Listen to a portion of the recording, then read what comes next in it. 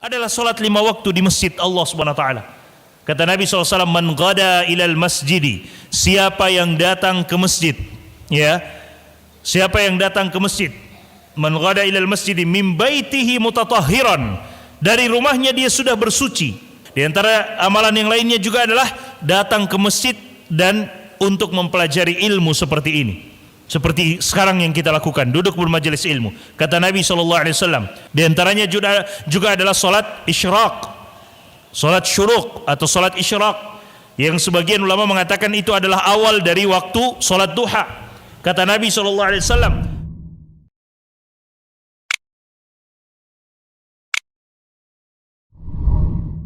di antara amalan tersebut adalah solat 5 waktu di masjid Allah Subhanahu wa taala. Kata Nabi SAW, man ghada ilal masjidi, siapa yang datang ke masjid, ya, siapa yang datang ke masjid, man ghada ilal masjidi min baitihi mutatahhiran, dari rumahnya dia sudah bersuci. Makanya saya sebutkan di kajian itu, hukum asalnya jemaah sekalian, kita itu datang ke masjid sudah bersuci dari rumah. Adapun tempat wudu yang ada di masjid itu bukan hukum asal.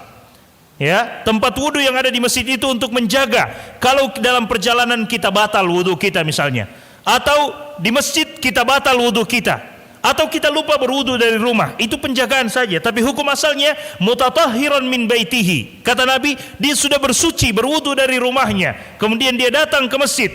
La yuridu illa as-salata al-maktubah. Dia tidak inginkan kecuali ingin melaksanakan salat yang wajib. Ya, kana lahu ka ajri hajjatin tamman hajjatuhu. Kata Nabi SAW, maka dia mendapatkan pahala seperti orang yang berhaji sempurna hajinya. Sempurna hajinya.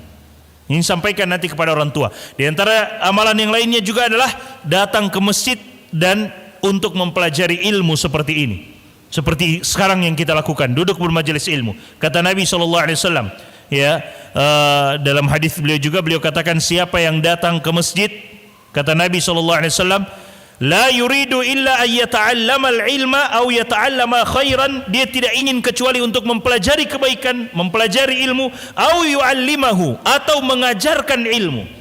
Dia datang ke masjid untuk mempelajari ilmu atau mengajarkan ilmu, maka dia dapat pahala seperti orang yang berhaji sempurna hajinya.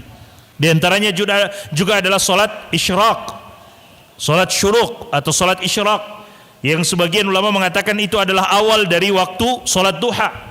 Kata Nabi SAW, man shalla al-ghada, siapa yang solat subuh, atau dalam riwayat lain man shalla al-fajra fi jama'atin, dalam riwayat lain man shalla subha, siapa yang solat subuh, siapa yang solat fajar secara berjamaah, thumma jalasa fi musallahu, kemudian dia duduk di tempat dia solat, ya, thumma qa'ada fi musallahu, kemudian dia duduk di tempat dia salat, yadhkurullah ta'ala, dia berzikir kepada Allah, baca Al-Quran atau berzikir kepada Allah, hatta tatlu'asy syams, sampai matahari itu terbit. 15 atau 10 atau 15 menit setelah matahari terbit, shalla raka'atain, kemudian dia salat 2 rakaat, salat isyraq. Dalam riwayat lain dijelaskan langsung salat sunnah duha, karena itu awal waktu duha. Dia salat 2 rakaat, kecuali kata Nabi, kana lahu ka ajril umrati wa hajjatin tammatin tammah, maka dia mendapatkan pahala orang yang berhaji dan berumrah sempurna. 3 kali Nabi katakan sempurna.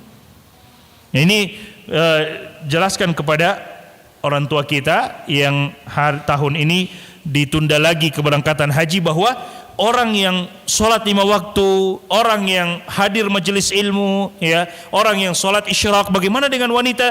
Dia sholat afdalnya adalah sholat di rumah, dan tidak mengapa kalau dia sholat berjamaah sesekali di masjid.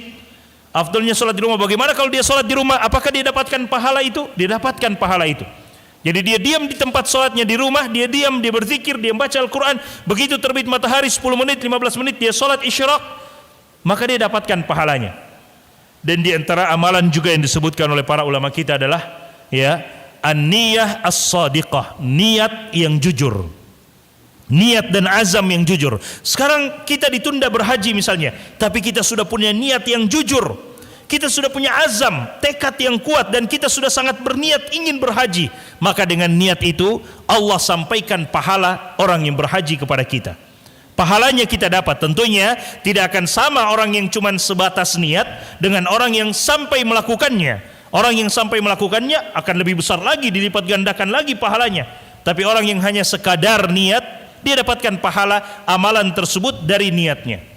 Ya, dari niat dan azamnya. Berdasarkan hadis Nabi SAW pada saat perang Tabuk, ada orang-orang yang terpaksa harus tinggal di Madinah, tidak ikut perang karena sakit, karena tidak punya kendaraan dan seterusnya. Akhirnya Nabi SAW katakan kepada para sahabat, Inna bil Madinati la rijal. Ya, sesungguhnya di Madinah ada orang-orang. Kata Nabi SAW, Inna bil Madinati la rijalan. Di Madinah ada orang-orang, kata Nabi SAW, yang ma salaktum sabilan, tidaklah kalian melewati satu jalan, au qata'tum wadiyan, tidaklah kalian melewati satu lembah. Kepada ini Nabi katakan kepada pasukan orang-orang yang ikut perang Tabuk yang mampu.